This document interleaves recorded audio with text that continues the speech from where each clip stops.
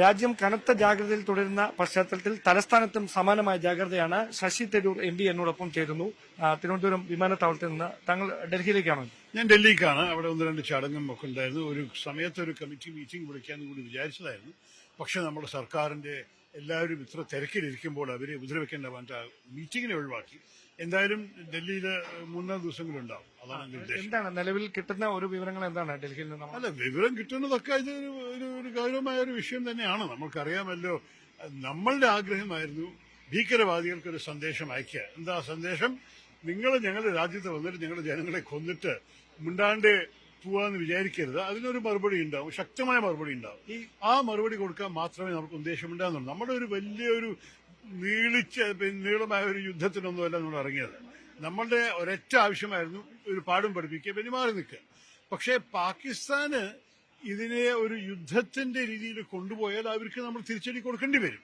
അപ്പൊ എന്ത് സംഭവിച്ച ആദ്യം നിങ്ങൾക്കറിയാം, നമ്മളായി 9 സ്ട്രൈക്ക് ചെയ്ത ശേഷം നമ്മൾ ലോകത്തിനൊരു സന്ദേശം കൊടുത്തു. നമ്മൾക്ക് ഇതേ ഉള്ളൂ, നമ്മൾ വേറെ ഒരു ഉദ്ദേശവും ഇല്ല, നമ്മൾ വേറെ ഇനിയൊന്നും യുദ്ധം ചെയ്യാൻ പോകുന്നില്ല. പാകിസ്ഥാൻ അതിന് ആർട്ടിലറി ഷെല്ലിംഗ് അടിച്ചു. പൂഞ്ചില് 19 ജനങ്ങളുടെ ജീവിതം നഷ്ടപ്പെട്ടു. 59 പേര് ഇഞ്ചുറി ആയിട്ട് ആസ്പത്രിയിലാണ്. ആ സ്ഥിതിയിൽ നമ്മളും അതേപോലെ ആർട്ടിലറി ഷെല്ലിംഗ് മാത്രമേ ചെയ്തുള്ളൂ. പക്ഷെ അത് കഴിഞ്ഞിട്ട് ഇന്നലെ പാകിസ്ഥാന് ഡ്രോൺസും മിസൈൽസും നമ്മളുടെ നഗരങ്ങൾക്ക് അയച്ചു.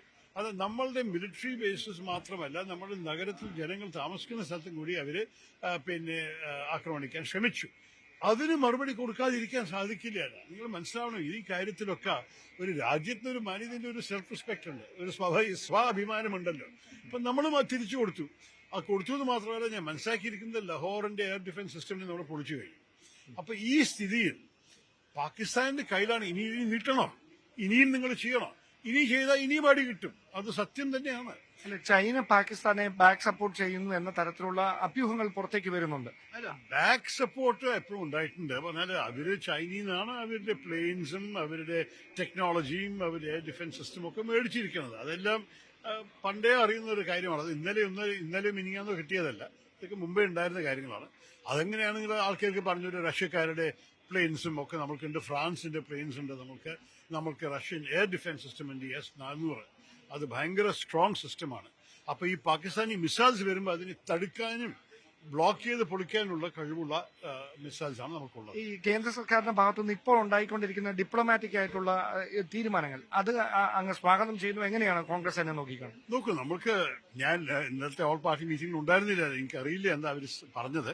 എനിക്കൊരു സംശയമില്ല, നമ്മുടെ വിദേശകാര്യ മന്ത്രിയും നമ്മുടെ നാഷണൽ സെക്യൂരിറ്റി അഡ്വൈസറും അവര് കൗണ്ടർ പാർട്സിനൊക്കെ നന്നായി സംസാരിച്ചിട്ട് നമ്മൾ എന്താ ചെയ്യുന്നത്, എന്താ ഉദ്ദേശിക്കുന്നതെന്ന് സ്പഷ്ടമായിട്ട് പറയുന്നുണ്ടാവും. അതിനെക്കുറിച്ച് വലിയ സംശയം.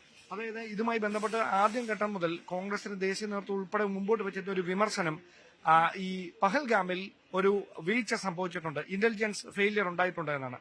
അതിൽ താങ്കളുടെ നിലപാട് എന്താണ്? അല്ലാതെ ഇന്റലിജൻസ് ഫെയിലിയർ ഉണ്ടായിട്ടുണ്ടെന്ന് കാണാൻ സാധിക്കില്ല. നമ്മൾ 26 മനുഷ്യന്മാര് മരിച്ചത് നമുക്കറിയില്ലേ. അപ്പോൾ ഫെയിലിയർ ഉണ്ടായിട്ടുണ്ട്. പക്ഷെ അതിനെക്കുറിച്ച് ചർച്ച ചെയ്യാനുള്ള സമയം ഇതാണോ? ഞങ്ങളുടെ അഭിപ്രായം എന്താണ്? ഇപ്പോൾ നമ്മൾ എല്ലാവരും ഐക്യത്തോടെ നിൽക്കണം. രാജ്യത്തിന്റെ ഒപ്പം, സർക്കാരിന്റെ ഒപ്പം, നമ്മളുടെ പട്ടാളക്കാരുടെ ഒപ്പം, നമ്മുടെ ആം ഫോഴ്സസിന്റെ ഒപ്പം. ഈ യുദ്ധമെല്ലാം കഴിഞ്ഞ ശേഷം ചില ചോദ്യങ്ങൾ ചോദിക്കാനുള്ള സമയം വരുമായിരിക്കും. പക്ഷെ അത് ഇന്നു ചെയ്യാനോ ഈ ആഴ്ച തന്നെ ചെയ്യാനോ എനിക്ക് ഒരു ആഗ്രഹവുമില്ല. എന്റെ അഭിപ്രായത്തിൽ ഈ സമയത്ത് നമ്മൾ എല്ലാവരും ഭാരതീയരാണ്. ആദ്യം സങ്കുചിത രാഷ്ട്രീയ പ്രശ്നങ്ങളൊക്കെ പിന്നെ വരും. വളരെയധികം നന്ദി താങ്കളുടെ. ക്യാമറമാൻ സന്തോഷ് കുമാറിനൊപ്പം ഡാൻ കുര്യൻ, ന്യൂസ് 18.